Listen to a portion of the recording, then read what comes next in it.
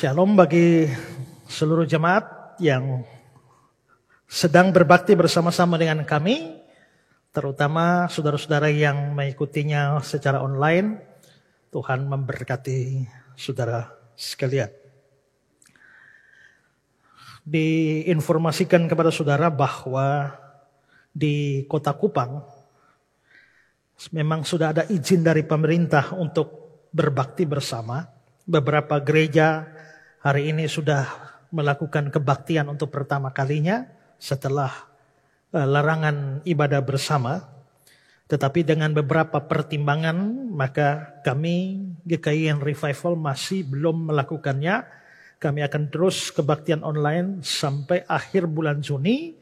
Lalu kami menilai lagi situasi yang ada dan setelah itu baru memutuskan lagi. Tapi yang pasti bahwa sepanjang bulan Juni masih akan tetap berbakti secara online. Ini untuk menjadi perhatian bagi semua, karena banyak yang bertanya kepada saya tentang hal ini terkait dengan sejumlah gereja yang sudah mulai kebaktian hari ini. Lalu seperti biasa saya sampaikan kepada saudara bahwa kalau ada hal yang paling tidak disukai oleh iblis itu adalah ketika kita belajar firman. Karena itu dengan macam-macam cara dia mencoba mencuri benih firman Tuhan yang akan ditaburkan kepada kita. Dan dia bisa pakai banyak cara, termasuk memakai anak-anaknya yang menggoda kita, mengganggu kita sementara kita rindu belajar firman. Karena itu saya menyarankan saudara untuk peka melihat pekerjaan iblis ini. Dan saudara yang sungguh-sungguh mau belajar firman, mari arahkan pikiran dan hati saudara kepada pemberitaan firman. Tutup semua aplikasi yang lain dan konsentrasi belajar firman. Pasti ada komentar-komentar yang negatif bisa jadi, tapi jangan saudara tanggapi. Kalau saudara tanggapi lalu jadi debat, saudara kehilangan berkat firman Tuhan. Juga komentar-komentar di YouTube atau di Facebook, tahan saja dulu. Belajar firman Tuhan, setelah itu baru saudara berkomentar. Nah, hari ini saya akan menyampaikan firman Tuhan sambungan dari seri khotbah yang sedang saya sampaikan, yaitu tentang Menara Babel. Ya, mari kita kembali melihat teksnya. Kejadian 11 ayat 1 sampai ayat yang ke-9. Adapun seluruh bumi satu bahasanya dan satu logatnya. Maka berangkatlah mereka ke sebelah timur dan menjumpai tanah datar di tanah Sinear. Lalu menetaplah mereka di sana. Mereka berkata seorang kepada yang lain, marilah kita membuat batu bata dan membakarnya baik-baik. Lalu bata itulah dipakai mereka sebagai batu dan tergala-gala sebagai tanah liat. Juga kata mereka, marilah kita dirikan bagi kita sebuah kota dengan sebuah menara yang puncaknya sampai ke langit. Dan marilah kita cari nama supaya kita jangan terserah ke seluruh bumi. Lalu turunlah Tuhan untuk melihat kota dan menara yang didirikan oleh anak-anak manusia itu. Dan dia berfirman, mereka ini satu bangsa dengan satu bahasa untuk semuanya. Ini barulah permulaan usaha mereka. Mulai dari sekarang, apapun yang mereka rencanakan tidak ada yang tidak akan dapat terlaksana. Baiklah kita turun dan mengacau balaukan di sana bahasa mereka. Sehingga mereka tidak mengerti lagi bahasa masing-masing. Demikianlah mereka diserahkan Tuhan dari situ ke seluruh bumi. Dan mereka berhenti mendirikan kota itu. Itulah sebabnya sampai sekarang nama kota itu disebut Babel. Karena disitulah dikacau balaukan Tuhan bahasa seluruh bumi. Dan dari situlah mereka diserahkan Tuhan ke seluruh bumi. Nah, saudara-saudara, khotbah hari ini adalah bagian yang ketiga dari seri khotbah tentang Menara Babel. Saya sudah membahas 2 seri sebelumnya. Dan dalam 2 seri yang sudah lewat ini, saya sudah membahas 4 poin penting. Yang pertama, kita sudah bahas tentang kondisi manusia pada zaman itu, di mana saya sudah bahas di sini tentang manusia satu bahasanya, satu logatnya dan kita sudah pelajari bahasa apa yang dipakai pada zaman itu. Lalu yang kedua, kita sudah membahas rencana pendirian Menara Babel, di mana mereka mendirikan Menara Babel dengan tujuan untuk mencari nama dan supaya tidak terserak ke seluruh bumi, dan dengan demikian melawan apa yang difirmankan Tuhan sebelumnya.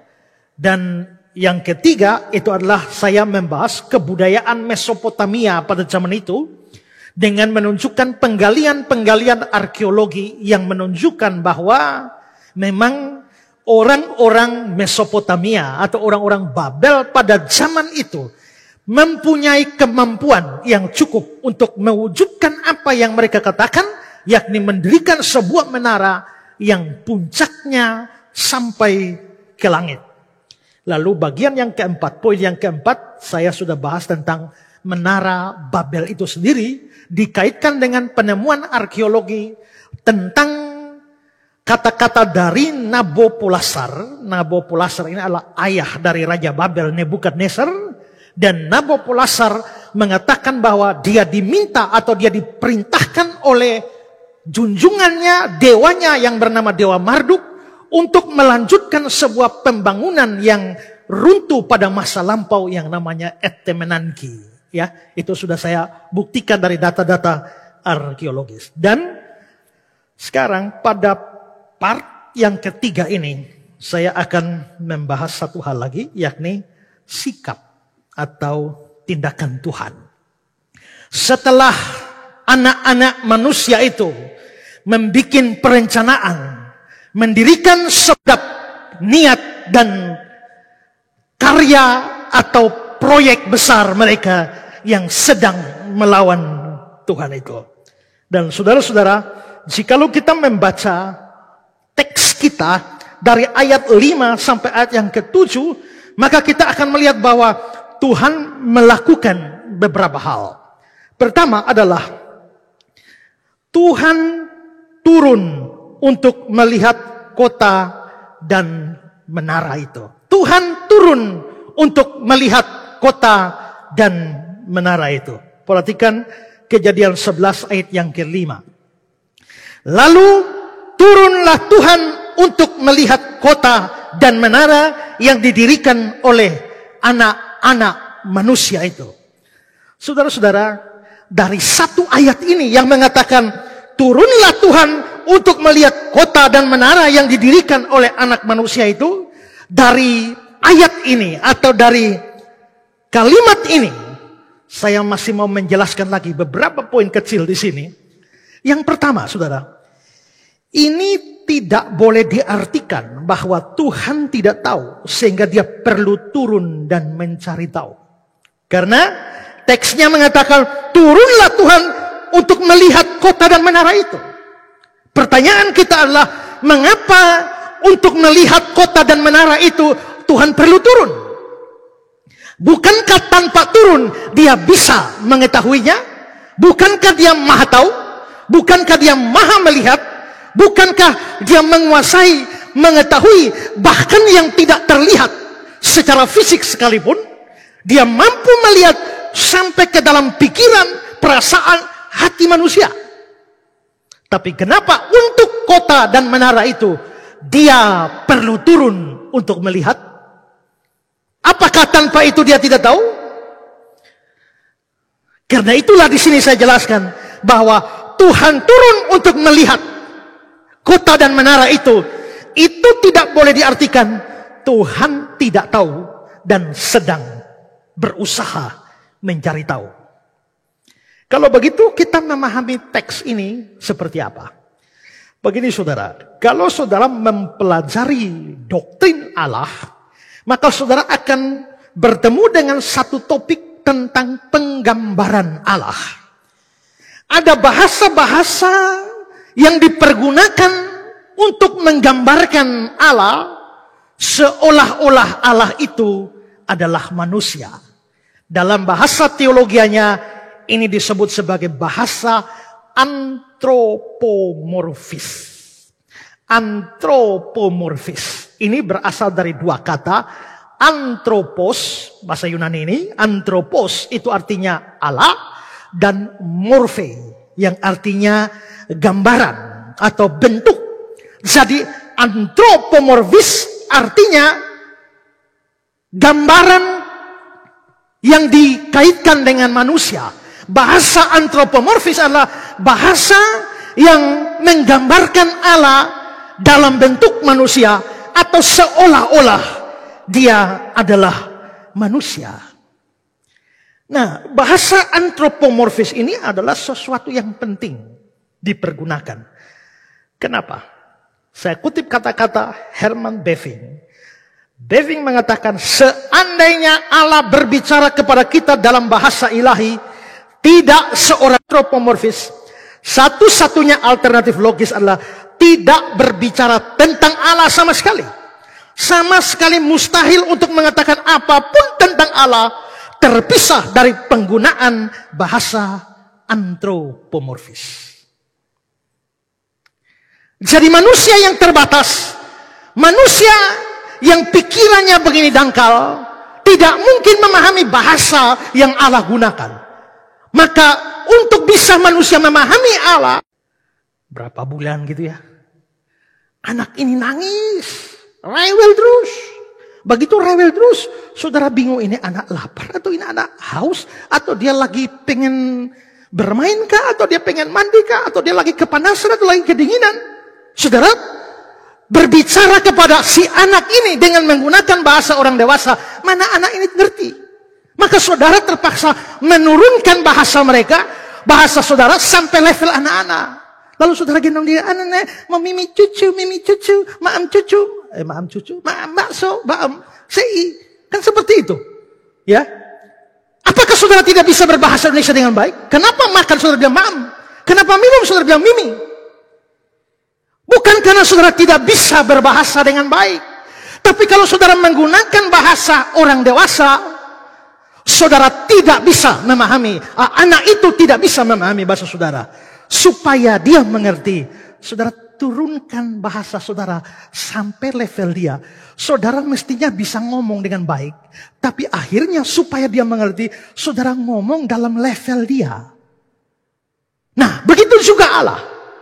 Bahasa anthropomorphis penting digunakan supaya manusia bisa memahami, mengerti tentang Allah lebih baik dengan mempergunakan bahasa atau penggambaran manusia. Karena itu saudara-saudara, di dalam kitab suci kita menemukan ada banyak bahasa anthropomorphis ini. Bahasa anthropomorphis ini ada macam-macam. Alkitab bilang Allah itu roh.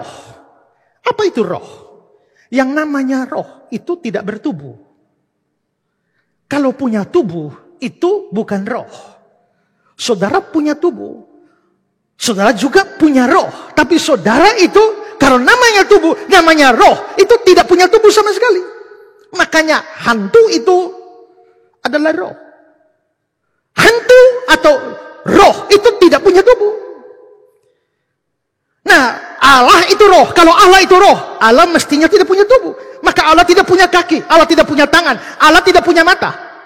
Tapi kitab suci berkata tentang tangan Allah, kaki Allah, mata Allah.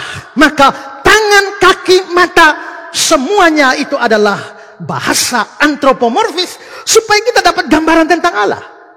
Karena kalau Allah itu tidak bertubuh, coba saudara bayangkan. Apa yang saudara bayangkan? Susah bukan?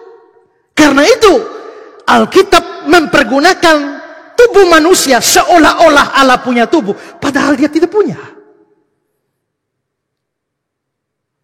Nanti dalam penjelmaan baru Yesus Kristus mengambil tubuh sehingga dia punya tubuh. Tapi sebelum itu tidak. Nah, bahasa anthropomorphis dipergunakan secara luas. Tadi saya bisa tunjukkan bahwa Allah digambarkan seolah-olah dia punya tubuh. Tapi juga Allah digambarkan dengan tindakan-tindakan manusia. Ya. Oke. Allah itu maha hadir bukan?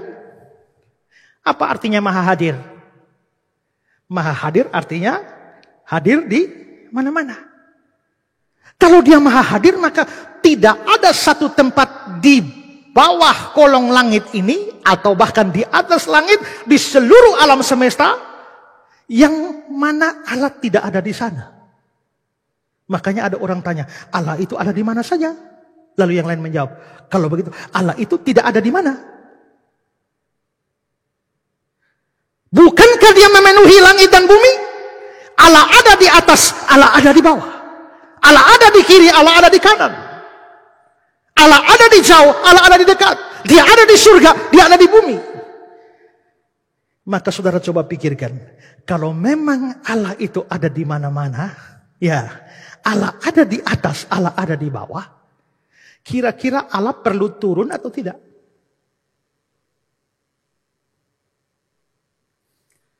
Loh, kenapa dia mesti turun? Bukankah turun menunjukkan tadi dia di atas dan tidak ada di bawah? Dan supaya dia ada di bawah, maka dia perlu turun.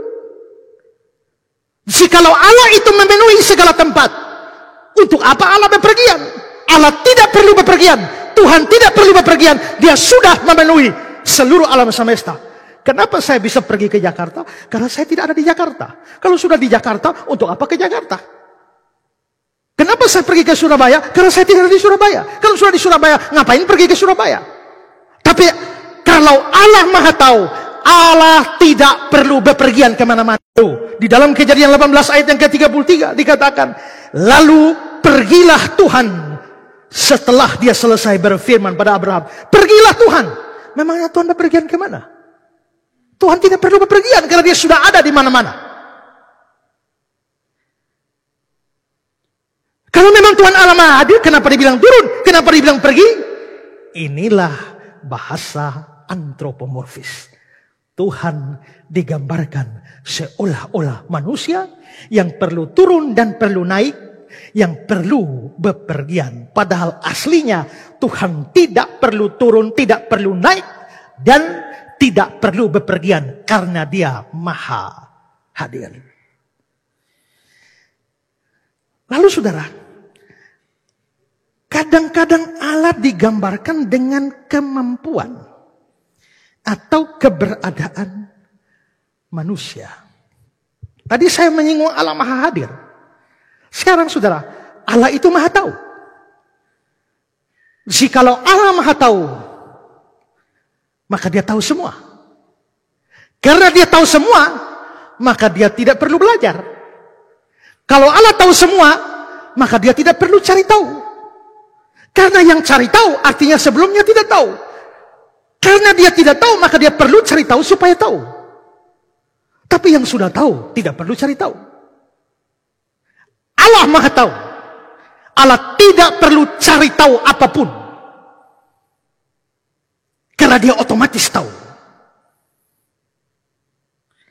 Allah tidak perlu melakukan pengecekan kepada sesuatu. Saya tidak tahu. Saya dapat informasi, saya perlu cek nih, benar apa tidak nih? Tapi kalau Allah Maha Tahu, Allah tidak perlu melakukan check and recheck. Tapi saudara lihat Kejadian 18, 20-21. Sesudah itu berfirmanlah Tuhan, sesungguhnya banyak keluh kesah orang tentang Sodom dan Gomora, dan sesungguhnya sangat berat dosanya. Ada keluhan orang tentang kejahatan Sodom dan Gomora. Terus bagaimana sikap Tuhan? Baiklah aku turun untuk melihat apakah benar-benar mereka telah berkelakuan seperti keluh kesah orang yang telah sampai padaku atau tidak. Aku hendak mengetahuinya. Begitu orang mengeluh tentang Sodom dan Gomora, Tuhan bilang, aku turun. Aku mau cari tahu apakah benar demikian ataukah hanya hoax. Tuhan cari tahu. Ini kalau ayat seperti ini dibaca oleh orang-orang yang otaknya pendek, ya, yang anti Kristen, langsung bilang Tuhannya orang Kristen, Tuhannya orang Israel tidak tahu, perlu cari tahu. Tapi dia tidak paham. Inilah bahasa antropomorfis. Tuhan itu Maha Tahu. Saya tanya saudara, kalau Tuhan Maha Tahu, Tuhan perlu berpikir?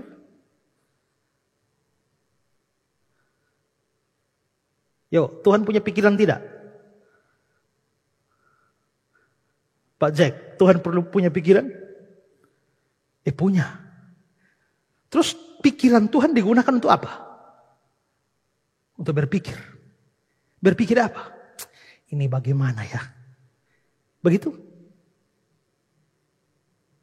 Kalau kita manusia bisa berpikir, ini mestinya begini, tapi itu kan manusia. Kalau Tuhan Maha Tahu, Tuhan tidak perlu berpikir seperti itu. Tapi saudara lihat Yeremia pasal 3 ayat 7. Pikirku sesudah melakukan semuanya ini dia akan kembali padaku. Tetapi dia tidak kembali. Pikirku dia akan kembali. Ternyata tidak kembali. Tuhan salah prediksi. Tuhan berpikir dia akan kembali. Ternyata tidak kembali. Tuhan pikir dia akan bertobat. Ternyata tidak bertobat. Kenapa Tuhan bisa seperti itu? Tuhan salah duga. Bandingkan dengan Yeremia 3, 19-20. Tadinya pikirku, sungguh aku mau menempatkan engkau di tengah-tengah anak-anakku. Dan memberikan kepadamu negeri yang indah. Milik pusaka yang paling permai dari bangsa-bangsa. Pikirku engkau akan memanggil aku Bapakku. Dan tidak akan berbalik dan mengikuti aku. Tetapi sesungguhnya seperti seorang istri tidak setia terhadap temannya, demikian pula kamu tidak setia terhadap aku, hai kaum Israel. Demikian firmanku. Pikirku kamu akan begini. Pikirku kamu akan begini. Ternyata kamu begini. Bukankah model seperti itu hanya ada dalam dunia manusia? Model seperti itu hanya ada dalam pikiran manusia yang terbatas? Tapi kenapa diterapkan pada Allah? Ini bertentangan dengan kemahatauan Allah, kebijaksanaan Allah. Tapi tidak. Inilah bahasa antropomorfis. Kalau saudara pikir-pikir, saya ada sesuatu ya di dalam hati saya. Saya mau beritahu Pak Eston tidak ya? Cerita enggak ya? Cerita, kalau cerita nanti gini, kalau tidak cerita begini. Kasih tahu enggak ya? Itu pikiran saya terbatas. Mungkinkah Tuhan seperti itu? Kasih tahu enggak ya? Mungkinkah Tuhan seperti itu? Tidak mungkin.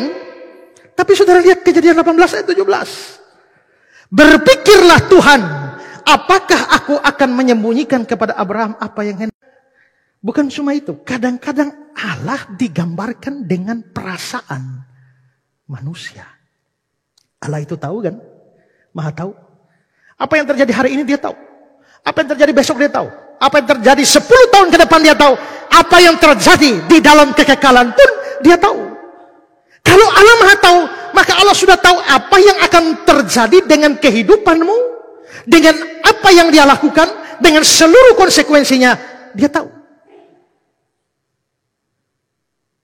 Kalau Allah seperti itu tidak bisa menyesal. Kenapa setelah memilih sesuatu atau melakukan sesuatu saudara nyesal? Tahu begini nggak datang. Tahu begini nggak datang. Terus kenapa datang? Karena tidak tahu. Setelah datang baru menyesal. Tahu begitu. Ngapain dulu terima lamaran laki-laki biadab kayak kau? Kenapa? Karena dulu tidak tahu bahwa dia biadab. Ternyata setelah nikah baru tahu biadab. Kan begitu. Berarti penyesalan itu terjadi karena ketidaktahuan. Karena itu Allah Maha tahu. Allah tidak mungkin menyesal. 1 Samuel 15 ayat yang ke-29. Lagi sang mulia dari Israel tidak berdusta. Dia tidak tahu menyesal. Sebab dia bukan manusia yang harus menyesal. Berarti menyesal itu hanya ada dalam dunia manusia. Allah itu bukan manusia. Sehingga dia tahu menyesal. Ini di 1 Samuel. Sampai hari matinya Samuel tidak melihat Saul lagi. Tapi Samuel berduka cita karena Saul. Dan Tuhan menyesal. Karena dia menjadikan Saul raja atas Israel. Kenapa di ayat 29 mengatakan yang mulia dari Israel tidak tahu menyesal? Dia bukan manusia yang tahu menyesal. Itu ayat 29. Tapi ayat 11 sebelumnya dan ayat 35 setelahnya dalam pasal yang sama bisa mengatakan Allah menyesal karena pilih Saul jadi raja. Bandingkan dengan Kejadian pasal 6 ayat 6 dan 7. Maka menyesallah Tuhan bahwa dia telah menjadikan manusia di bumi dan hal itu memilukan hatinya. Berfirmanlah Tuhan, aku akan menghapuskan manusia yang kuciptakan itu dari muka bumi. Baik manusia maupun hewan, binatang melata, burung-burung di udara. Sebab aku menyesal bahwa aku telah menjadikan mereka. Kenapa Tuhan menyesal? Karena manusia berdosa. Memangnya waktu cipta manusia tidak tahu bahwa manusia berdosa? Tahu. Kalau sudah tahu, kenapa masih cipta? Lalu habis cipta menyesal. Nah, inilah bahasa antropomorfis. Jadi Alkitab dipenuhi dengan bahasa-bahasa antropomorfis dan itu mutlak perlu. Tanpa bahasa antropomorfis tidak ada manusia bisa mengerti Allah. Terpaksa kitab suci digunakan atau bahkan Allah sendiri menggunakan bahasa-bahasa antropomorfis supaya memudahkan kita mengerti pikirannya, mengerti perasaannya, mengerti tindakan-tindakannya dalam level kita. Nah, kalau saudara sudah mengerti hal ini, kita kembali pada teks kita. Kejadian 11 ayat yang kelima. Lalu turunlah Tuhan untuk melihat kota dan menara yang didirikan anak-anak manusia itu. Kembali ke pertanyaan saya pertama tadi. Kalau Tuhan Maha Tahu, ngapain perlu turun? Tanpa turun bisa tahu. Kenapa harus turun lalu melihat? Memangnya tidak bisa melihat dari surga? Ini adalah bahasa antropomorfis. Saya berikan kata-kata dari John Gill. John Gill mengatakan, dan Tuhan turun untuk melihat kota dan menara itu. Bukan untuk melihat dan mengamati apa yang tidak terlihat dari surga. Karena dia tahu segalanya. Tapi ini digambarkan selayaknya sifat manusia dan agar bisa mengerti sebagai pertunjukan kekuasaannya serta pengaruh dari kuasanya itu. Jadi ini hal pertama. Dari Kejadian 11 ayat 5, Tuhan turun dan melihat kota dan menara itu. Saya bicarakan pertama, ini bukan berarti Tuhan tidak tahu. Ini hanya bahasa antropomorfis. Kedua,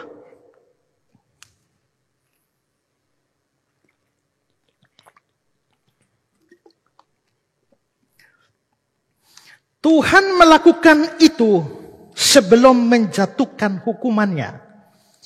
Tuhan melakukan itu, maksudnya itu di situ maksudnya adalah turun dan melihat. Tuhan melakukan itu sebelum menjatuhkan hukumannya. Nanti Tuhan hukum. Tapi sebelum Tuhan memberikan hukuman, dia turun dan melihat. Kejadian 11 ayat 5, lalu turunlah Tuhan untuk melihat. Saudara, ini menarik. Sebelum menghukum, sebelum memberikan penghakiman dan penghukuman, Tuhan perlu turun dan melihat. Terkait fakta ini, ada beberapa komentar dari penafsir yang menarik. Saya berikan komentar dari Henry. Henry bilang begini, sebelum Allah menghakimi perkara mereka, dia melakukan penyelidikan atas perkara itu. Jadi Tuhan mengadakan penyelidikan atas perkara itu. Dalam mengadili dosa dan para pendosa, dan menjatuhkan hukuman, kebenaran dan keadilan ada Allah tidaklah dapat ditandingi. Dalam urusan menghakimi, dalam urusan menghukum, keadilan dan kebenaran Allah tidak bisa ditandingi. Karena sebelum menjatuhkan itu, sebelum ada penghakiman, sebelum ada penghukuman, dia turun dan melihat. Lalu komentar dari Matthew Paul bilang begini, untuk melihat kota dan menara, yaitu untuk mengetahui kebenaran dari fakta itu, dengan demikian menetapkan pola bagi hakim untuk memeriksa sebab-sebab sebelum mereka menjatuhkan hukuman. Dan saudara-saudara, menurut saya ini benar. Berapa banyak penghakiman dilakukan tanpa orang memeriksa fakta. Berapa banyak penghukuman sudah dijatuhkan tanpa orang melihat fakta yang ada. Benar atau tidak? Berapa banyak saudara sendiri menjadi hakim atas sesamamu, memberikan penghakiman, bahkan penghukuman, sedangkan saudara sendiri tidak pernah tahu fakta yang sesungguhnya. Tindakan Tuhan di sini menjadi teladan bahwa sekalipun dia tanpa perlu mencari tahu, sudah tahu, tapi dia masih turun untuk melihat sebelum penghakiman, penghukuman diberikan. Ini seperti yang tadi saya sudah kutip, Kejadian 18 ayat 20-21. Sesudah itu berfirmanlah Tuhan, sesungguhnya banyak keluh kesah orang tentang Sodom dan Gomora. Jadi ada berita-berita naik, ada pengeluhan. Dan sesungguhnya sangat berat dosanya. Pengeluhannya bukan main-main bahwa Sodom dan Gomora besar dosanya. Apa tindakan Tuhan? Baiklah aku turun untuk melihat. Apakah benar-benar telah berkelakuan seperti keluh kesah orang yang telah sampai padaku atau tidak? Aku hendak mengetahuinya. Tuhan turun untuk cek fakta. Menarik bukan? Berapa banyak saudara yang ketika mendengar keluh kesah orang tanpa periksa fakta langsung menghakimi dan langsung menghukum. Berapa banyak saudara yang begitu mendengar keluh kesah orang di medsos langsung menghakimi dan langsung menghukum. Berapa banyak saudara yang ketika mendengar keluh kesah orang di status Facebook tanpa memeriksa, tanpa mencari tahu seperti yang Tuhan lakukan, langsung menghakimi dan langsung menghukum. Di sini Tuhan memberikan teladan yang baik. Karena itu setiap saudara yang suka berkomentar, ikut campur di dalam persoalan orang lain yang saudara sendiri tidak tahu, langsung terlibat penghakiman, langsung terlibat penghukuman, bertobatlah saudara. Tuhan memberikan teladannya.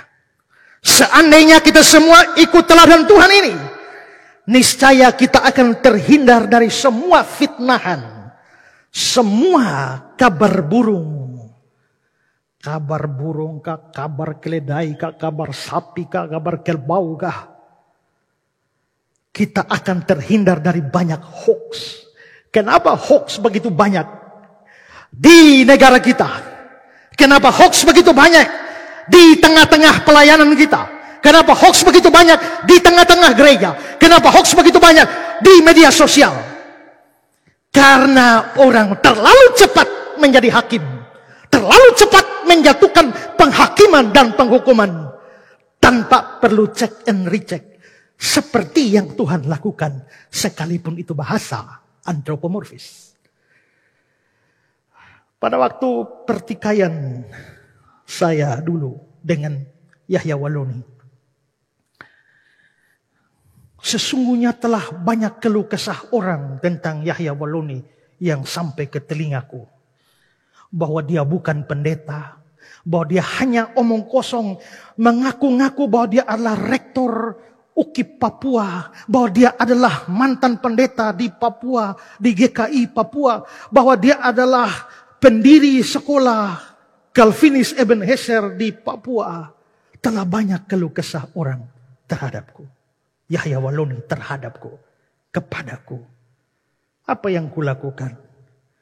Lalu aku turun ke Papua untuk mengetahuinya, apakah benar keluh kesah orang tentang dia. Aku hendak mengetahuinya. Maka aku sampai di Papua, bertemu dengan Sinode GKI, bertemu dengan UKIP Papua. Lalu semua data diberikan, seluruh SK pendirian sejak dari awal sampai sekarang, dan nama dia tidak pernah muncul di sana. Orang tidak kenal dia dalam sejarah UKIP Papua.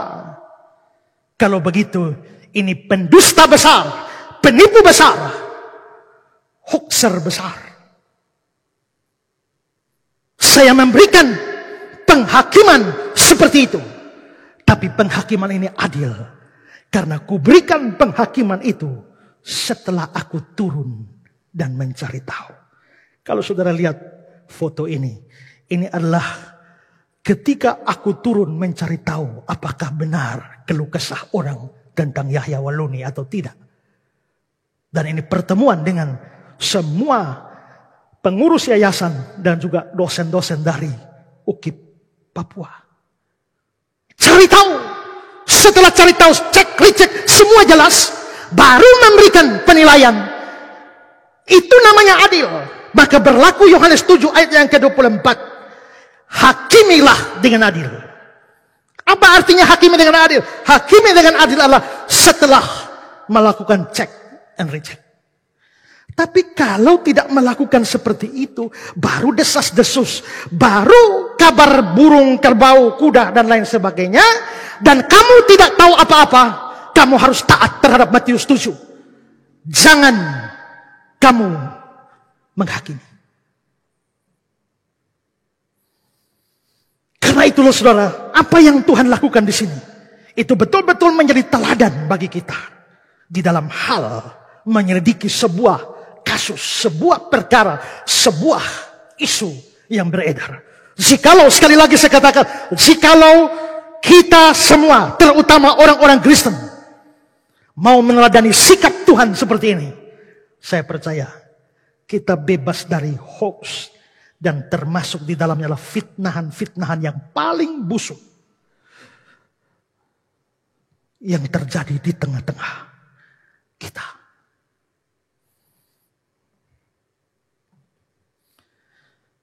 Ini bahasa antropomorfis. Satu. Dan yang kedua, Tuhan lakukan itu sebelum berikan penghukuman. Sekarang yang ketiga.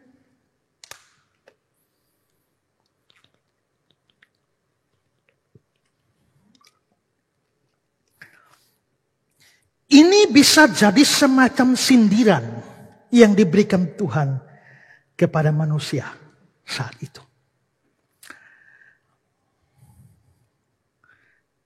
Ayat kita yang sudah kita baca tadi, Kejadian 11 ayat 5. Baiklah kita turun untuk melihat.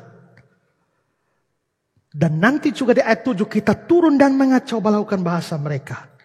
Ini semacam sindiran dari Tuhan Allah kepada manusia. Sindiran bagaimana? Saya mengutip kata-kata dari Walter Lamb. Walter Lamb mengatakan begini. Suatu olok-olokan dan ejek-ejekan yang bukan main pedisnya. Pada akhir ayat 4, pengarang bermaksud mengatakan bahwa pembangunan telah dimulai.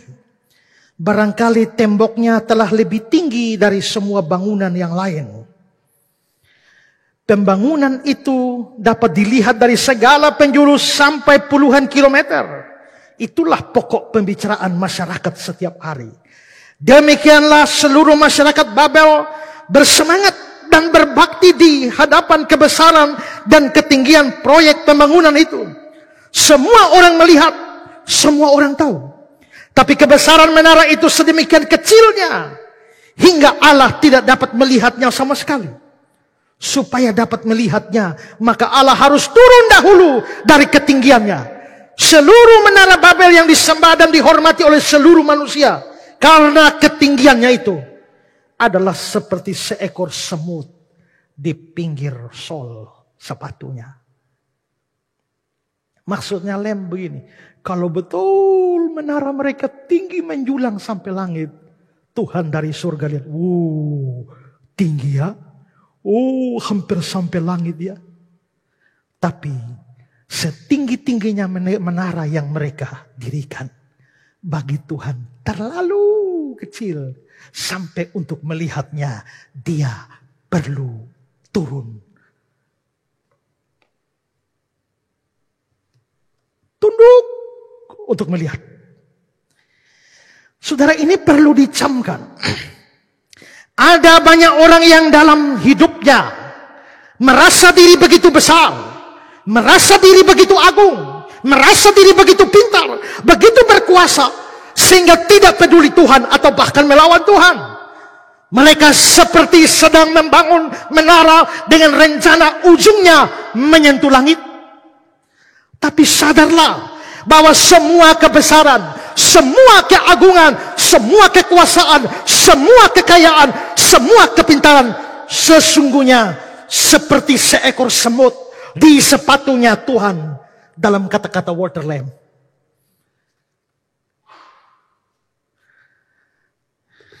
Kita sedang membahas Menara Babel. Kota ini didirikan oleh Nimrod. Nanti beberapa generasi setelah itu muncul Raja Babel namanya Nabopolassar. Nabopolassar ini yang sudah saya singgung dalam seri sebelumnya, yang mau memperbaiki Etemenankin untuk mencapai langit. Nabopolassar ini punya anak namanya Nebukadnezar, Raja Babel yang terkenal itu. Babilonia mencapai puncak kejayaannya, puncak keemasannya pada zaman Nebukadnezar ini. Sebelum Nebukadnezar atau sebelum Babilonia berkuasa atas dunia, ada kerajaan superpower, ada kuasa yang lain yang namanya Asyur atau Assyria. Itu Iran sekarang. Berkuasa penuh atas dunia. Tapi ketika Babilonia di tangan Nebukadnezar, dia menaklukkan begitu bangsa, begitu banyak bangsa. Dan akhirnya seluruh kerajaan Assyria atau Asyur ditaklukkan dan diambil alih di dalam kekuasaan Babilonia. Dan karena itu setelah keruntuhan Asyur, Babilonia atau Babel itu menjadi satu-satunya kerajaan adikuasa pada dunia kuno. Hampir seluruh dunia yang dikenal pada masa itu ada di bawah Imperium Babilonia, di bawah kekuasaan Nebukadnezar. Kalau saudara lihat gambar ini adalah Babilonia Empire. Yang warna merah itu adalah seluruh wilayah kekuasaannya. Jelas lebih besar dari Sunda Empire. Kekuasaannya ini sekitar tahun 606 sampai 536 before Christ, sebelum Kristus. Maka ini kerajaan yang besar sekali. Bukan hanya masalah luas kerajaan, tapi ibu kota Babel sendiri itu menjadi kota yang sangat termasyhur. Mereka menciptakan begitu banyak kota.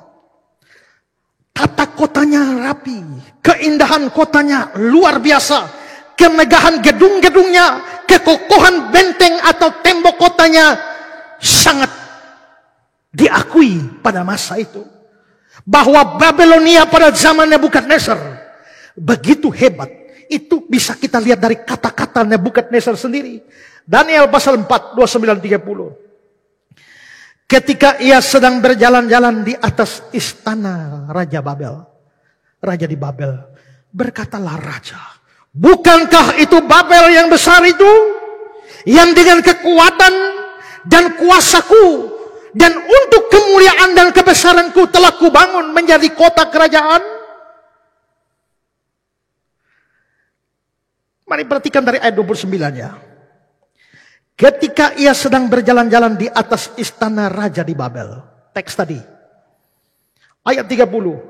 Berkatalah Raja, bukankah itu Babel yang besar itu, yang dengan kekuatan dan kuasaku. Kuasaku. Dan untuk kemuliaan dan kebesaranku telah kubangun menjadi kota kerajaan. Kesombongan dari Nebukadnezar persis seperti kesombongan pendahulu mereka yang dirikan Menara Babel. Seorang sejarawan bernama Herodotus mengatakan kata-kata ini. Di antara kota-kota terkenal yang diketahui, tiada satupun yang dapat menandingi kemegahan Babel. Tidak ada. Babel itu kerajaan masyhur pada waktu itu. Para arkeolog dan para pakar sejarah pernah berusaha mati-matian menggali wilayah Babilonia, Irak sekarang. Dan mereka menemukan bahwa dari penggalian arkeologi menunjukkan Babel pada waktu itu begitu maju. Babilonia pada waktu itu dengan tata kota dan kekokohan benteng kota, bangunan-bangunan yang begitu hebat. Setelah para arkeolog ini bekerja mencari tahu seluruh data sejarah diperlukan, mempelajari kebudayaan mereka, mempelajari model bangunan mereka, penggalian di situs-situs, melihat di sini ada bangunan ini, mencari data-data informasi sejarah tentang kesaksian seperti Herodotus tadi, maka para arkeolog dibuat tercengang.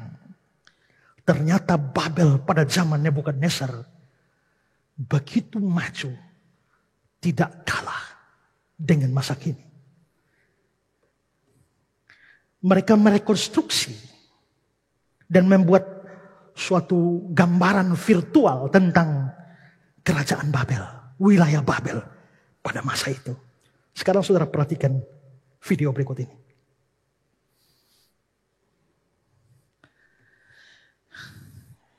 Ini gambaran virtual dari Babilonia zaman itu. Hasil penggalian arkeologi dan sejarah.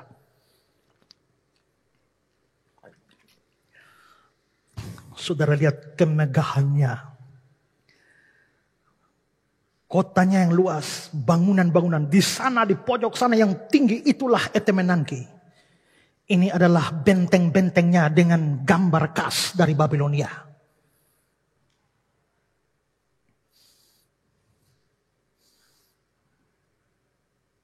Temboknya yang megah. Pasukan Babel yang begitu kuat.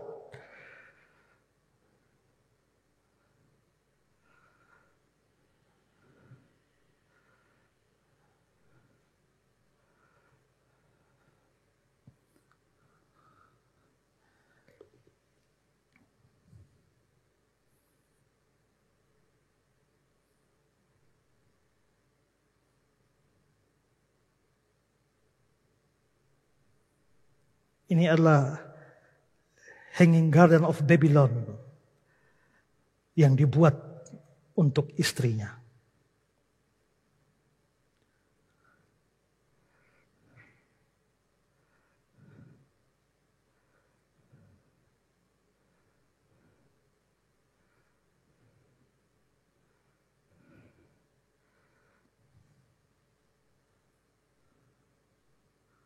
Di sanalah Etemenanki yang diduga sebagai sisa Menara Babel ada di sana.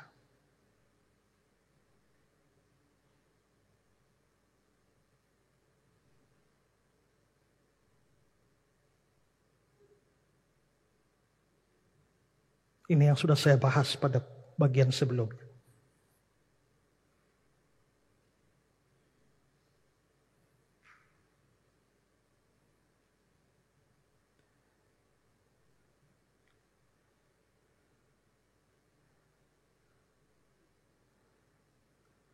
Ini benteng-benteng mereka.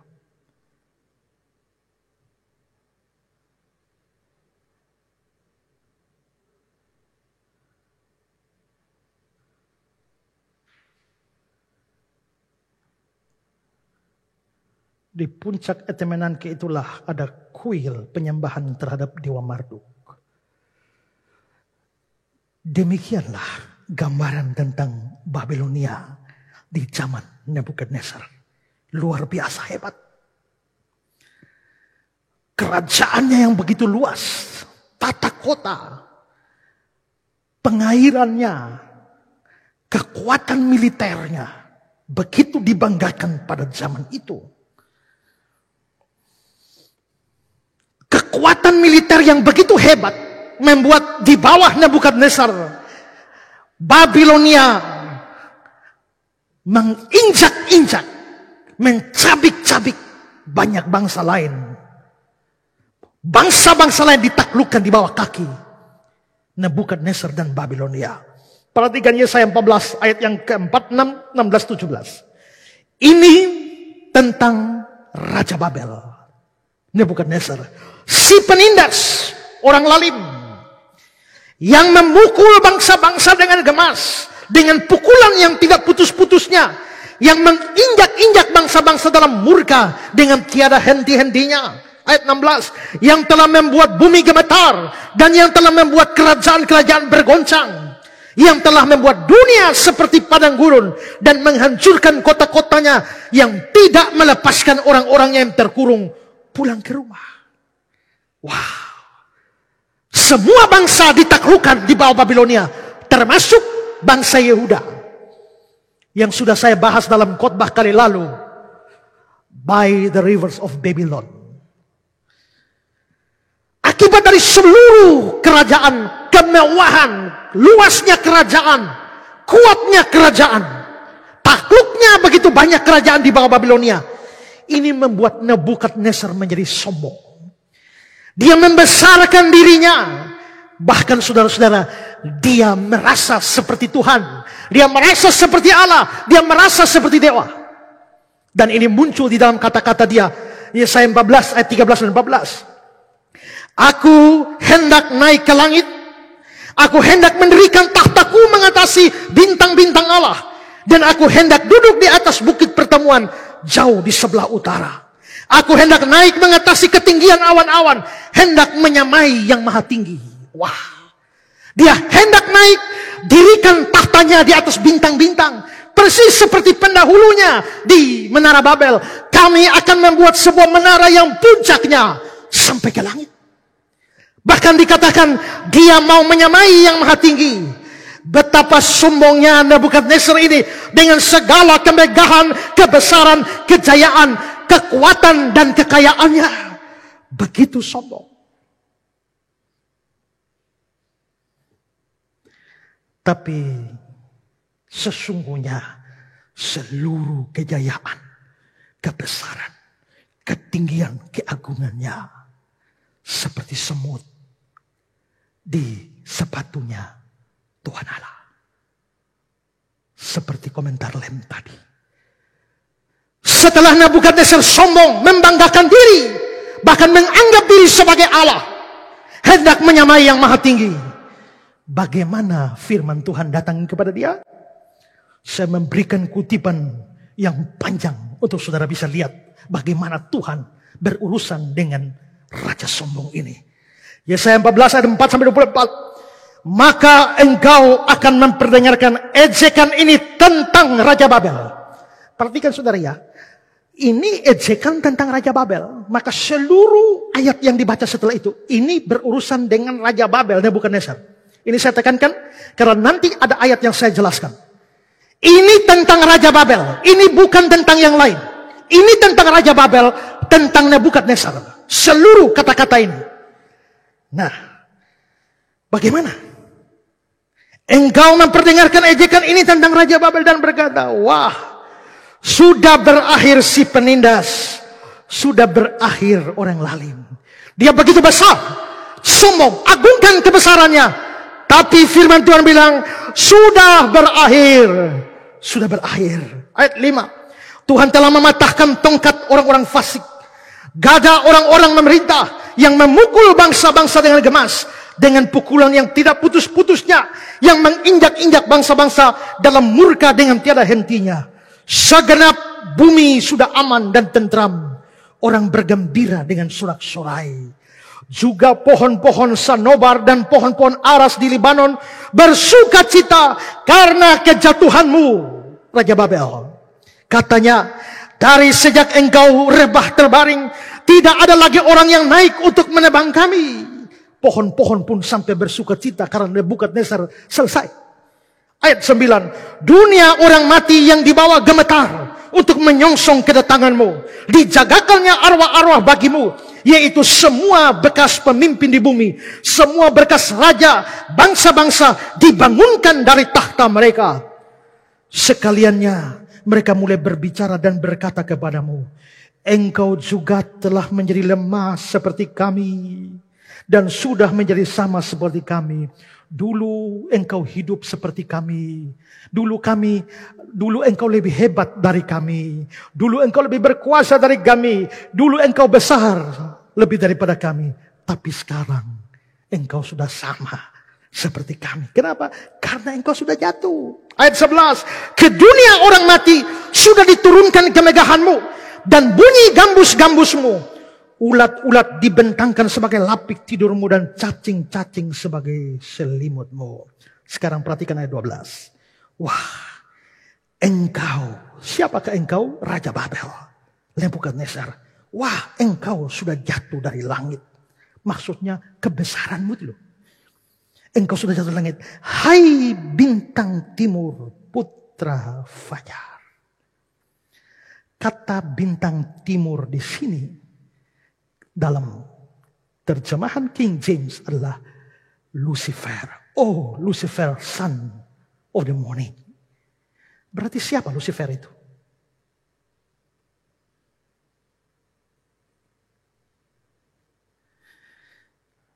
Lucifer bukan setan. Lucifer bukan iblis. Ayat ini sama sekali tidak bicara iblis. Ayat ini tidak bicara setan. Lucifer itu nama yang bagus. Arti nama Lucifer itu adalah light bearer, pembawa terang.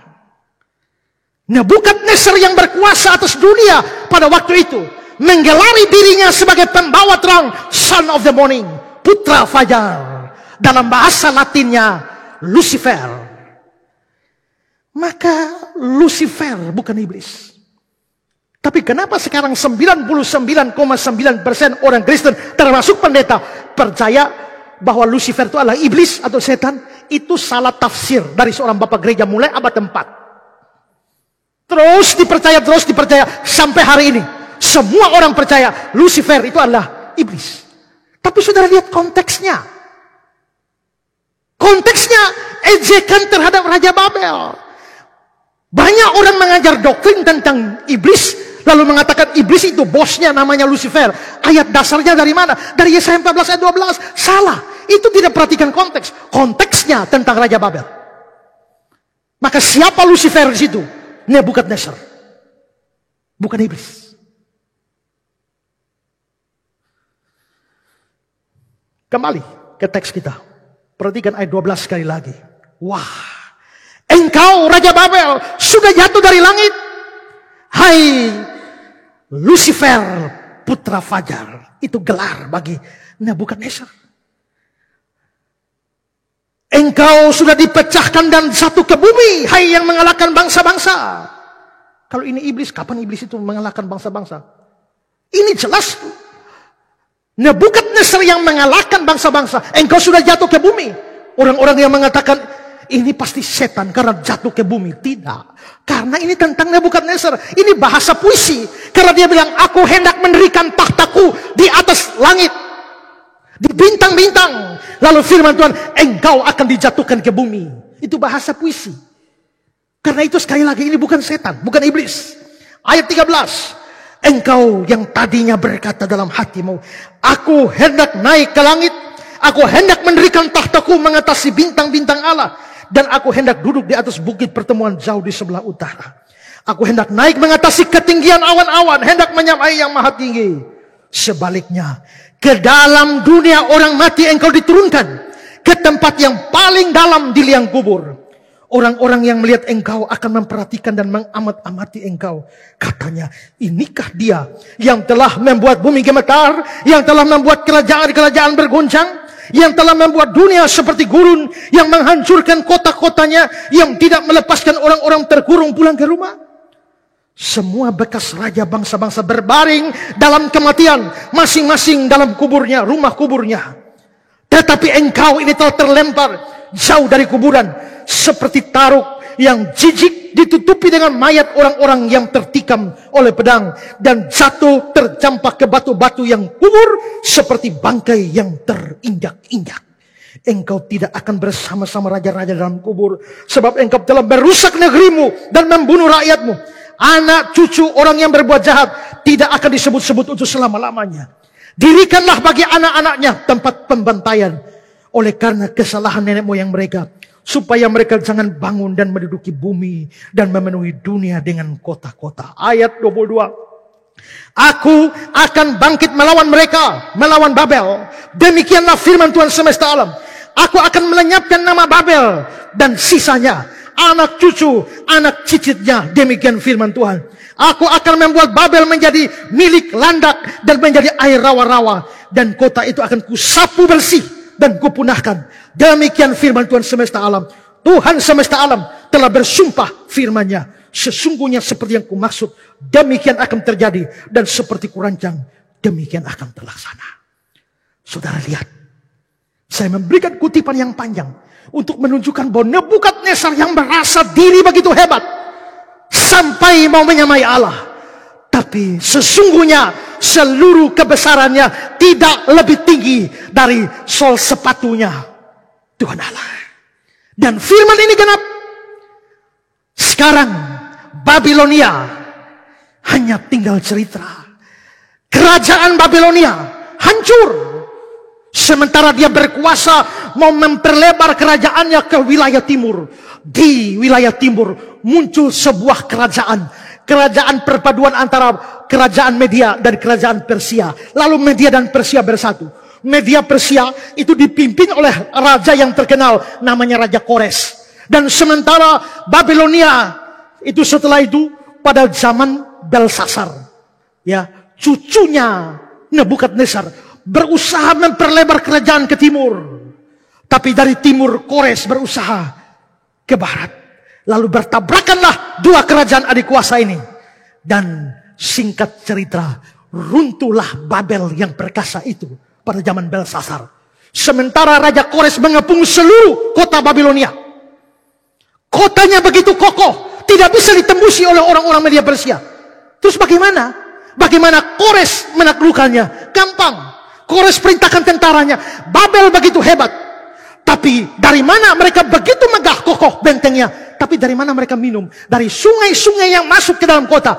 Lalu Kores suruh bikin bendungan, palang seluruh sungai, supaya jangan ada air masuk ke kota. Dan akhirnya orang Babel kuat di dalam, tapi tidak ada air. Mau minum apa? Raja Babel Belsasar merasa kuat sekali. Sementara Kores lagi kepung dari luar. Dia pesta-pesta. Maka Tuhan berfirman, seperti muncul dalam tulisan di tembok, Mene Mene Tekel Overseen. Dan itulah kerentuhan Babel terjadi. Sekarang Babilonia tinggal kenangan. Babilonia hanya bisa ditemui di dalam situs-situs purbakala sebagai objek penggalian arkeologi. Tapi mereka tersapu bersih seperti firman Tuhan. Kalau saudara lihat gambar ini adalah situs penggalian Babilonia. Menjadi pusat penelitian, penggalian arkeologi. Berikut lagi. Ini adalah sisanya. Hanya puing-puing. Next. Ini adalah puing-puing Babilonia. Habis. Babel yang merasa diri jaya. Kebesarannya hancur. Tangan Tuhan. Terus bagaimana dengan Nebukadnezar sendiri? Raja sombong itu. Bagaimana? Dia rasa diri hebat. Mau naik sampai ketinggian langit. Hendak menyamai yang maha tinggi. Nebukadnezar menyebut dirinya Lucifer, bintang timur putra fajar. Tapi bintang timur putra fajar, Lucifer yang gilang gemilang, Tuhan injak dia sampai sama rata dengan binatang. Bagaimana itu terjadi? Daniel 4 ayat 28 sampai 33. Semuanya ini terjadi atas Raja Nebukadnezar. Sebab setelah lewat 12 bulan, ketika dia sedang berjalan-jalan di atas istana raja di Babel, berkatalah raja, bukankah itu Babel yang besar, yang telah kekuatan dengan kekuatan dan kuasaku, untuk kemuliaan dan kebesaranku, telah kubangun menjadi kota kerajaan. Dia bangga sekali, sombong, ku. Tapi lihat ayat 31. Raja belum habis bicara, ketika satu suara terdengar dari langit. kepadamu dinyatakan, ya Raja Nebukadnezar, bahwa kerajaan telah beralih daripadamu. Engkau akan dihalau dari antara manusia, dan tempat tinggalmu akan ada di antara binatang-binatang di padang. Kepadamu akan diberikan makan rumput seperti kepada lembu. Dan demikianlah akan berlaku atasmu sampai 7 masa berlalu, hingga engkau mengakui bahwa Yang Maha Tinggi berkuasa atas kerajaan manusia dan memberikan kepada siapa yang dikehendakinya. Pada saat itu juga terlaksanalah perkataan itu atas Nebukadnezar.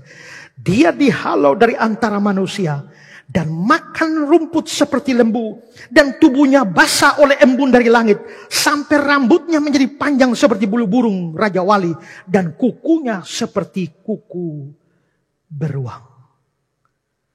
Ini bukan bahasa puisi. Ini sungguh-sungguh terjadi. Para penafsir, para ahli berpikir panjang, ini penyakit apa ini? Dan para ahli mengatakan, ini memang ada jenis penyakit seperti itu.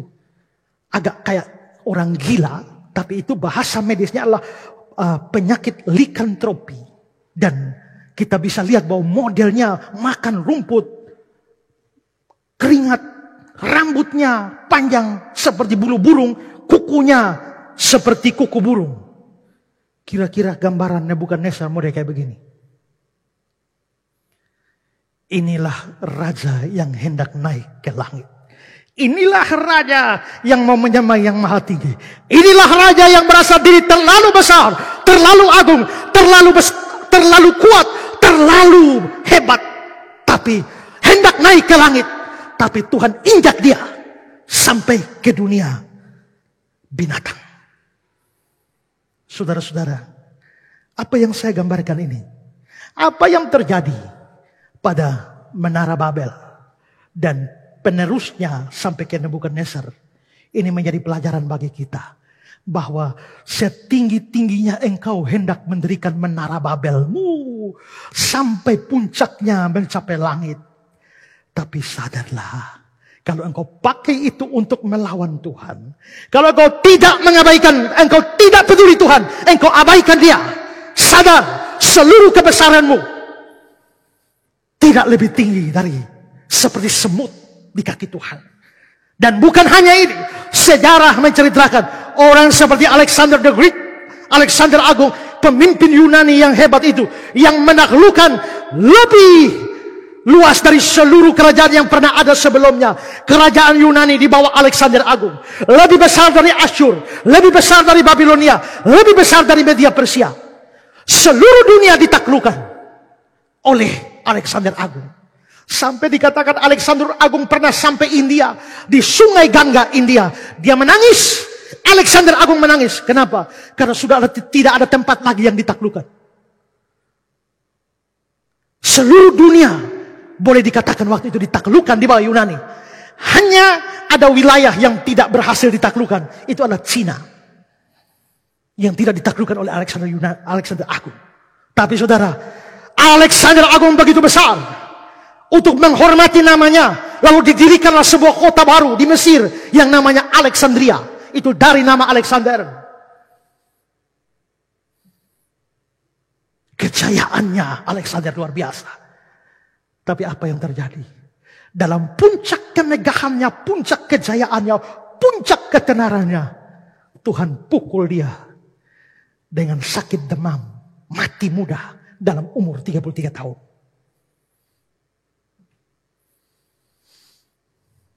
Pada waktu mati, sebelum mati, dia pesan kepada para anak buahnya, kalau saya mati nanti dan mau dikuburkan, tolong di peti mati saya kasih lubang di kiri kanan, tangan saya dua-dua dikeluarkan.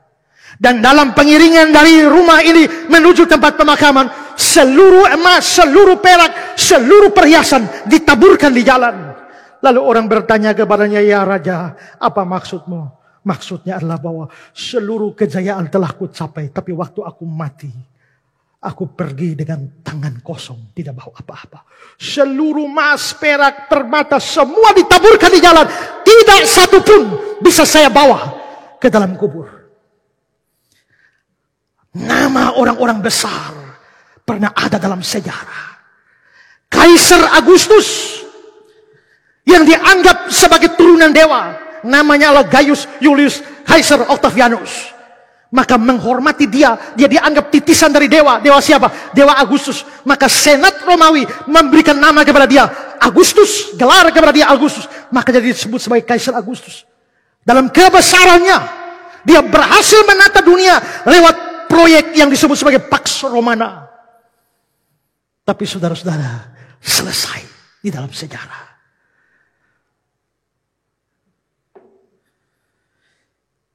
Semua ini menggambarkan bahwa manusia dengan segala kebesarannya, manusia dengan segala kegemilangannya, kecemerlangannya, adalah seperti semut di kaki Tuhan.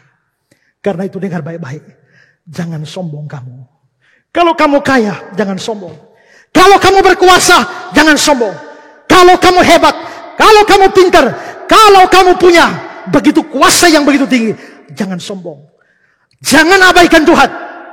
Apalagi jangan melawan Tuhan. Karena kalau dia membanting engkau bisa lebih rendah dari binatang. Dan itulah yang kita saksikan. Menara yang katanya puncak sampai langit.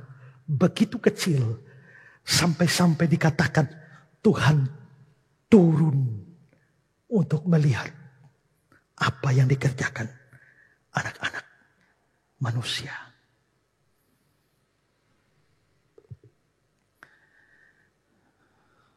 Kiranya semua ini kita renungkan.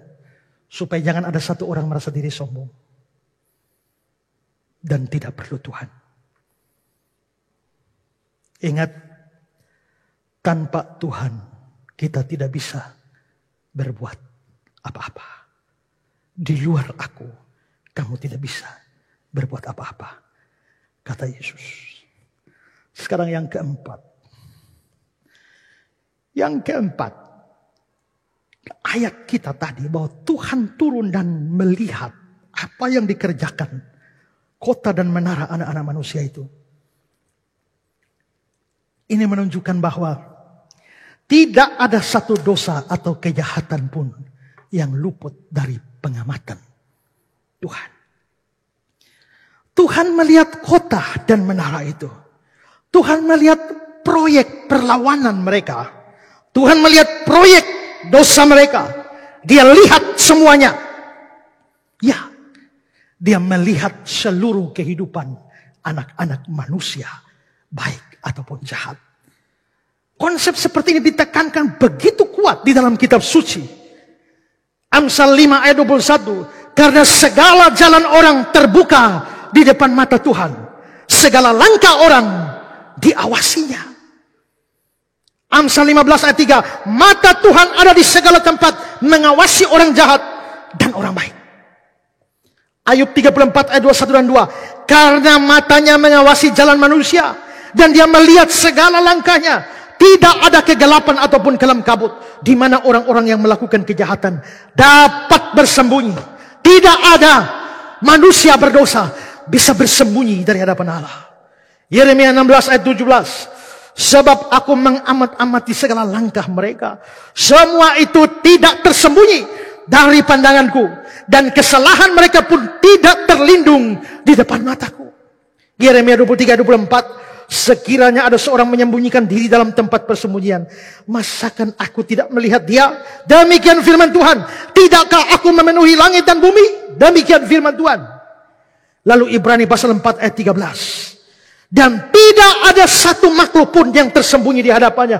Sebab segala sesuatu telanjang dan terbuka di depan mata dia, yang kepadanya kita harus memberikan pertanggungan jawab. Semua ayat ini menunjukkan bahwa tidak ada satu kita pun bisa lolos dari pengamatan Tuhan. Pada saat saudara berbuat baik, saudara tidak lolos dari pengamatan Tuhan.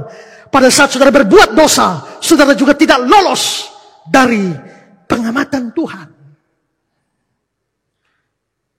Seringkali kita merasa begitu aman dalam hidup kita dengan segala kejahatan, segala dosa kita.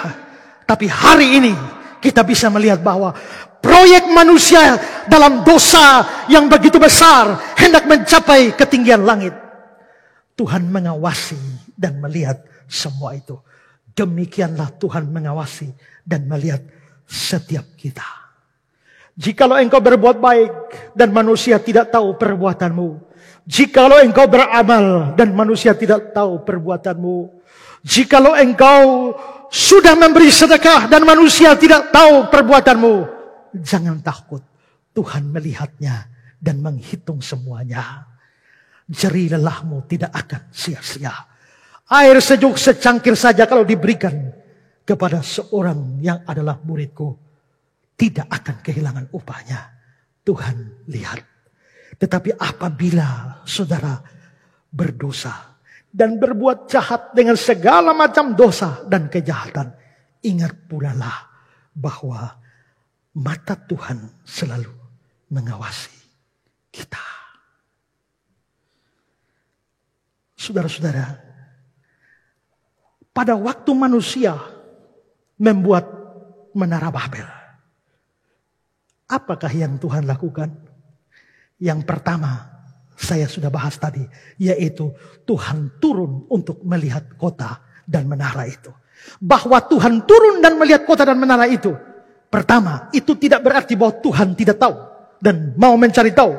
Kedua, itu menunjukkan bahwa Tuhan mau memeriksa sebelum melakukan penghakiman dan penghukuman. Yang ketiga, itu semacam sindiran kepada manusia bahwa proyek mereka yang anggap begitu agung ternyata hanya ada di bawah kaki Tuhan. Dan yang keempat, ini menunjukkan bahwa tidak ada yang lolos dari hadapan Tuhan. Saudara-saudara, kita memahami, marilah kita memahami sungguh-sungguh. Terutama saya mau memberikan tekanan pada poin yang ketiga tadi. Bahwa jangan ada satupun di antara kita merasa diri hebat. Jangan karena kamu cantik, jangan karena kamu ganteng, jangan karena kamu pintar, jangan karena kamu kaya. Lalu kamu mulai mengabaikan Tuhan. Tidak. Ingat Nebukadnezar, Raja Babel yang tinggi. Tapi diinjak Tuhan. Sampai lebih rendah dari binatang. Jangan sampai kamu lakukan itu. Itu yang dilakukan Tuhan pertama kali. Dia turun dan melihat. Yang kedua, Tuhan membiarkan untuk sementara. Perhatikan Kejadian 11 ayat 5. Lalu turunlah Tuhan untuk melihat kota dan menara yang didirikan oleh anak manusia itu. Tuhan melihat kota dan menara yang didirikan. Berarti kota itu sempat didirikan. Berarti menara itu sempat didirikan. Ada beberapa saat setelah perencanaan itu, kota dan menara sempat didirikan. Itu berarti bahwa Tuhan tidak menggagalkan mereka persis waktu mereka bikin rencana. Mereka bikin rencana, ya Tuhan biarkan. Setelah proyeknya berjalan, baru Tuhan turun. Apa makna di balik semua ini? Bersambung minggu depan part 4. Tuhan berkati saudara sekalian.